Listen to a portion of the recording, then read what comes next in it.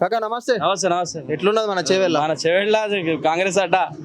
కాంగ్రెస్ గెలుస్తున్నారు. ఎవరున్నారు ఎంపీకి? రంజిత్ అన్న గెలుస్తాడంట 100% గెలుస్తున్నాడు. ఎందుకు అట్లా అంటావు? మన పని చేసిండు, అభివృద్ధి పనులు చేసిండు. బీజేపీ ఎందుకు?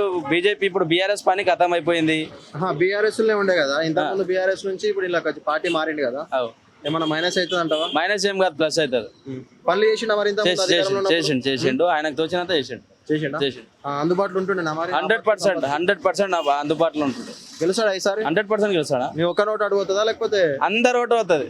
గెలుస్తాడంట 100%. బీజేపీ టఫ్ ఇచ్చినట్టు అనిపిస్తుంది. ఏమి ఇస్తుంది? సెంట్రల్ వచ్చే ఛాన్స్ ఉందా మరి? కాంగ్రెస్ వస్తుందన్నా? పక్కన వస్తా. నమస్తే కాకా. నమస్తే. కైసే చేవెళ్ళ? చెవెళ్ళ మంచిగా ఉన్నాను. మంచిగా ఉందా? సరే ఓట్ किसको डालते इधर? कांग्रेस को जो डालते हैं. कौन है आदमी? कौन है? రంజిత్ రెడ్డి. గెలుస్తాడా మరి? తప్పకుండా గెలుస్తాం. ఎందుకంత నమ్మకం స్ట్రాంగ్ ఎట్లా చెప్తారు? సాంగ్ అంటే పని చేస్తాడని చూపిస్తాడని ఈసారి మాకు నమ్మకం ఉన్నది. ఖచ్చితంగా సరే, చేస్తాడు. ఇప్పుడు 100 రోజులకు ఎక్కువ అయిపోయింది కాంగ్రెస్ వచ్చి, రేవంత్ రెడ్డి పాలన ఎట్లా అనిపిస్తుంది? చాలా మంచిగా ఉన్నది. మళ్ళీ ఇప్పుడు ఓటు ఎటు పోతుంది ఇది? ఓటు కాంగ్రెస్ కే పోతుంది అని ఇక్కడ బీజేపీకి కాంగ్రెస్ కు టఫ్ కాంపిటీషన్ ఉంటుందని అంటున్నారు. చెప్తున్నారు కానీ కంపల్సరీ కాంగ్రెస్ కే వేస్తారు, కానీ బీజేపీ అయితే రాదు. ఇంతకుముందు ఉన్నప్పుడు పనులు చేసిండా మీకు?